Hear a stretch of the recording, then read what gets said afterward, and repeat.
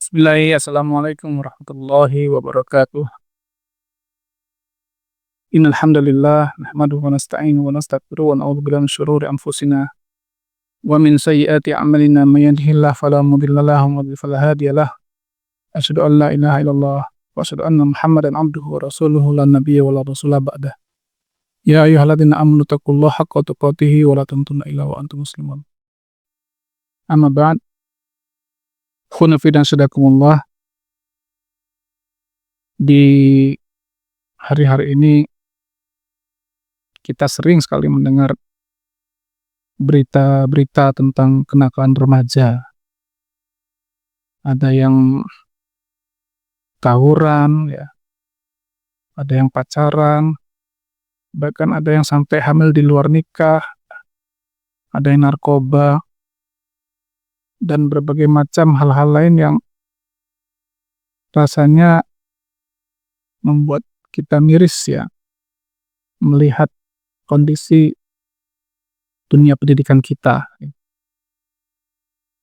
Ada juga mungkin pelajar-pelajar yang ya sebenarnya nggak terlalu nakal mungkin ya, tapi mungkin terlalu manja. Karena dia kena tegur gurunya, misalnya dicubit, akhirnya sampai ke jalur hukum. Ya, alangkah kasihannya Pak guru-guru kita ini kan, sudah gajinya nggak seberapa, ya kan? Dia harus juga berurusan dengan hukum hanya karena masalah-masalah yang terlalu sepele gitu ya.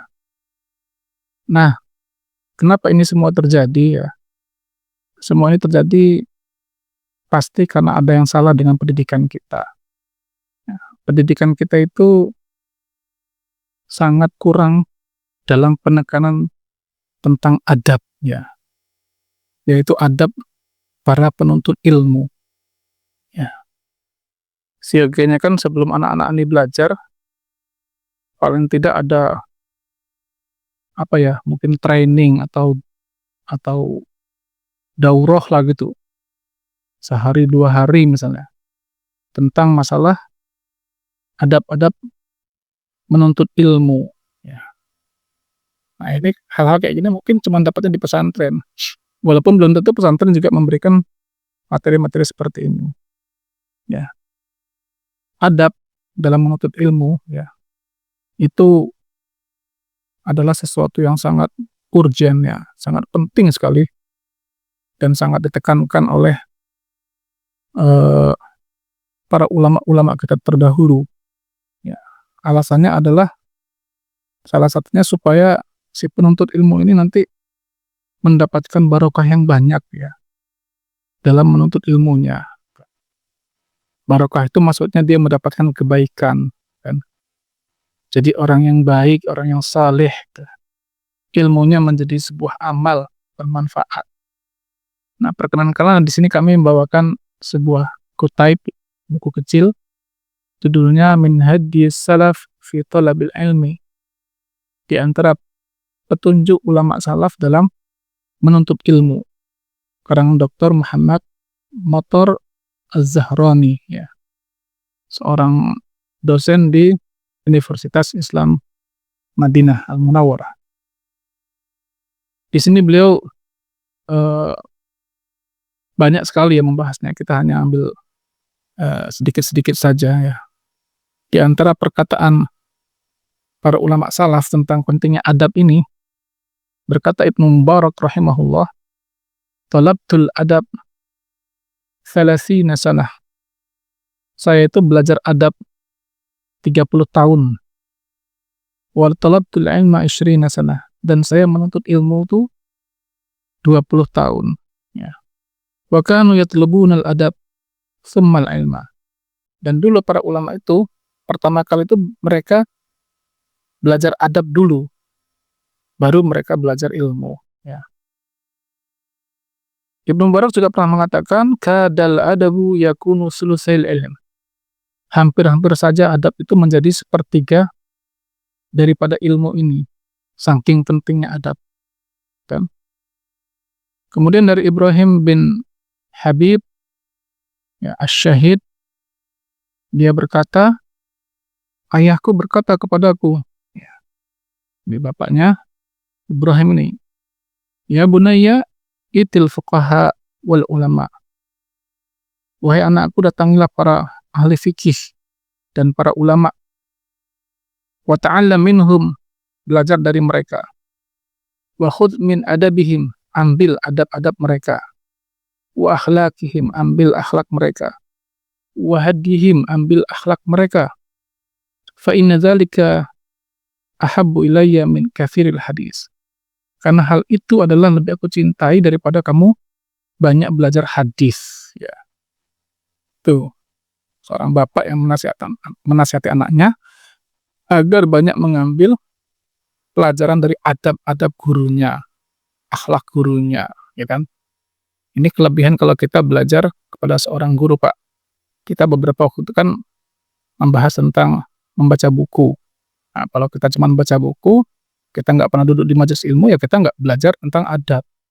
Ya, kita nggak pernah tahu ya guru itu seperti apa orangnya. Ya, kalau kita berguru, kita akan banyak belajar dari dia. Bagaimana cara bicaranya, bagaimana cara berjalannya, bagaimana senyumnya, dan seterusnya dan seterusnya. Kemudian dari Abi Zakaria Al-Ambari rahimahullah yang mengatakan, ilmun bila adabin kanari bila hatabin. Ilmu itu kalau tanpa adab bagaikan api tanpa kayu bakar, ya kan? Gimana mau menjadi api kalau nggak ada kayu bakarnya? Ini ilmu tanpa adab. Wa adabun bila ilmin, dan adab tanpa ilmu, ya, kajismin bila ruhin. Ada adab saja, tapi nggak punya ilmu. Itu bagaikan tubuh, tapi tidak ada ruhnya. Ya, nggak ada gunanya tubuh ini. Ya kan? Nah, kemudian bagaimana sih adab seorang penuntut ilmu?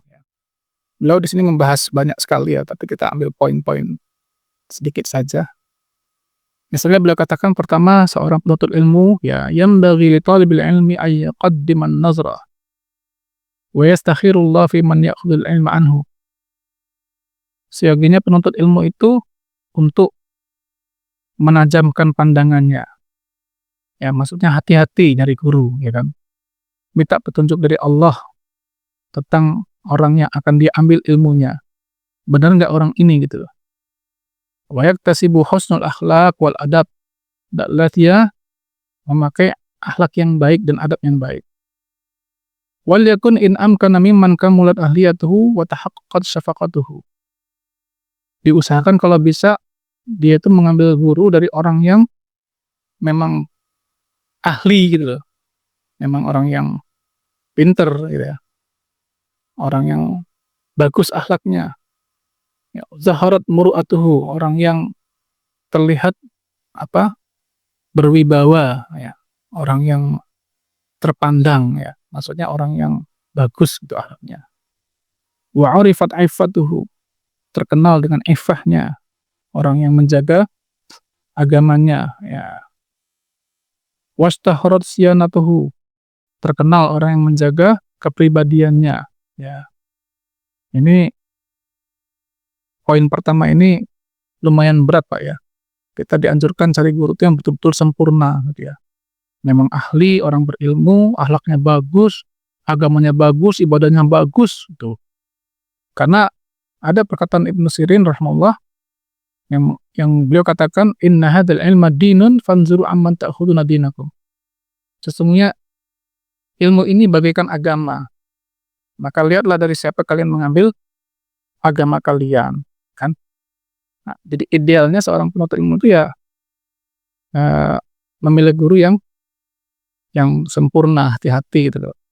Kalau kita Pak masukkan anak kita ke pondok, ya hati-hati kan, nggak semua pondok itu kan bagus gitu loh. Tanya-tanya dulu sama orang, ustaz-ustaznya ini bagaimana ya kan. Walaupun juga kalau kita terlalu idealis juga takutnya nanti kita malah nggak punya guru Pak. Karena nanti masing-masing orang itu kan pasti punya kekurangan-kekurangan ya. Selama kekurangan itu bukan masalah akidah ya, itu bukan masalah akidah, Jadi bukan orang yang berakidah sesat. Kekurangannya itu bukan masalah-masalah, usuluddin, misalnya orang yang, meremehkan sholat, bukan gitu ya. Hanya masalah sepele ya, misalnya orangnya suka marah, itu masalah-masalah standar. Ya, lebih baik kita bersabar dengan masalah ini, ya.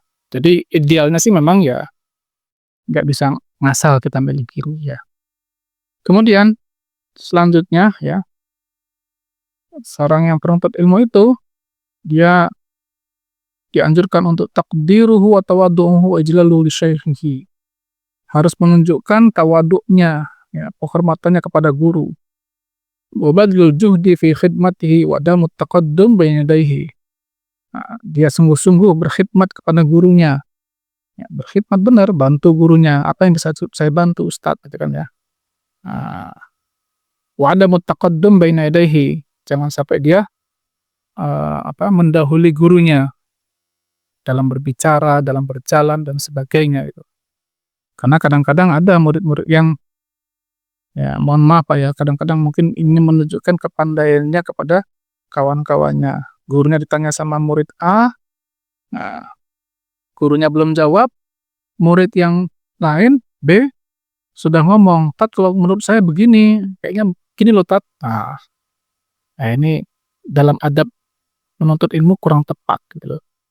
Kecuali kalau gurunya mempersilahkan siapa yang bisa jawab, ya kan, silakan bicara, ya kan. Ya.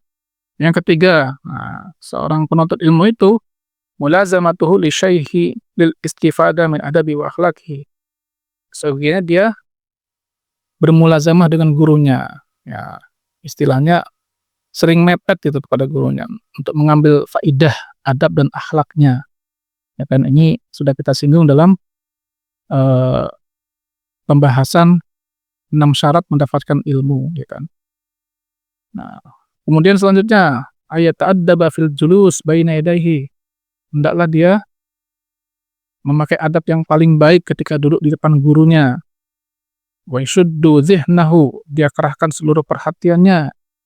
Wa yuhdiru lahu kamilu hawasihi, dia hadirkan seluruh jiwanya, ya kan.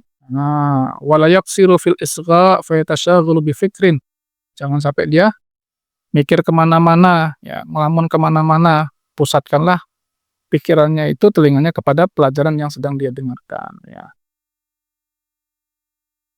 Yang kemudian selanjutnya ayyasbiru ala jafwati tasaddur min syaikhihi aw su'u khulqin. Hendaklah dia bersabar atas seorang guru yang mungkin agak keras. Nah, atau mungkin menurut dia ada akhlaknya yang kurang bagus, ya. Wal yasudduhu dzalika an mulazamatihi. Jangan sampai hanya karena masalah tadi, ya, mungkin gurunya menurut dia ada yang kurang bagus akhlaknya, terus nggak mau belajar kepada guru itu, ya kan. Nah, padahal dia mungkin orang yang berilmu, orang yang dalam ilmunya. Berkata Sa'id bin Musayyab rahimahullah, ya, bahwa Ali bin Abi Thalib radhiyallahu anhu pernah berkata, "Inna min haqqil alim alla tuksiru alaihi su'al." Di antara hak orang berilmu adalah penuntut ilmu itu jangan terlalu banyak bertanya kepada gurunya, kan. Wala tu'annithu fil jawab. Nah, jangan maksa-maksa dia untuk menjawab pertanyaan, ya, kalau beliau mungkin merasa berat, ya kan. Terus kita nanya, "Masa Ustadz nggak tahu?" Ya. Ustadz sana aja tahu, kan membanding-bandingkan. Wa alla taliha ilaihi idza kasala.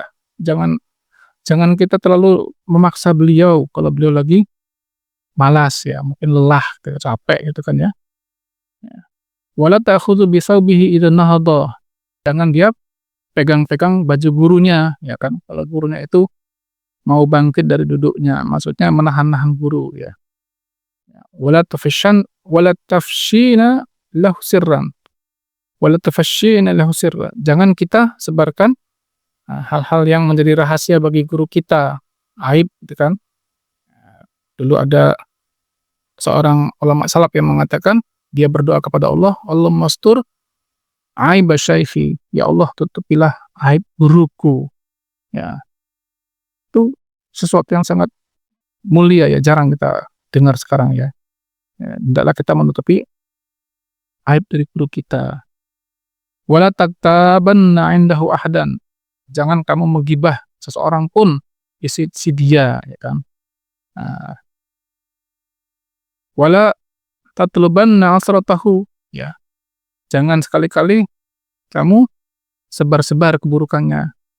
Wa in zalla qabilta ma'dziratahu. Kalau dia ada kegelinciran, cobalah cari uzur, ya kan. Nah, misalnya jawabannya salah dari guru itu, ya sudah, berhusnuzon kepada Allah, mungkin dia belum tahu. Atau mungkin jangan-jangan kita yang salah sebenarnya, menurut kita dia salah, padahal kita yang salah. Nah, wa 'alaika an tuwaqqiruhu, hendaklah engkau muliakan gurumu, wa ta'azzamahu lillah, agungkanlah gurumu karena Allah, ya. Ma dama yahfazu amrullah, selama guru kita itu memang tetap menjaga perintah-perintah Allah. Kalau guru kita orang yang baik, orang yang saleh, menjaga salat dan macam-macam, ya kita hormatilah dia. Wala tajlisanna mamahu, jangan sekali-kali kamu duduk di depan dia, di depan majelis, jangan kita di depan dia karena menghalangi dia, ya kan. Ya. Wa in kanat lahu hajatun sabaqtal qauma ila khidmatihi. Kalau guru kita itu punya hajat, jadilah orang yang pertama kali untuk membantu guru kita ini, ya. Ini gambaran sekilas tentang adab-adab, ya, dalam mencari ilmu. Mudah-mudahan yang sedikit ini, ya Pak, ya, bisa menjadi pegangan, ya, bagi kita, ya, bahwasanya kalau kita nggak punya adab dalam mencari ilmu ini, ya berhati-hatilah, jangan-jangan nanti ilmu kita tuh tidak barokah, ya kan. Ada seorang penyair yang mengatakan, ya, al-adabu yasturu qalilul ilmi. Adab itu bisa menutupi orang yang punya sedikit ilmu. Ya, adabnya bagus, ilmunya sedikit, maka tertutuplah kekurangan sedikit dengan adabnya. Walakinnal ilma la yasturu, ya, qalilul adabi.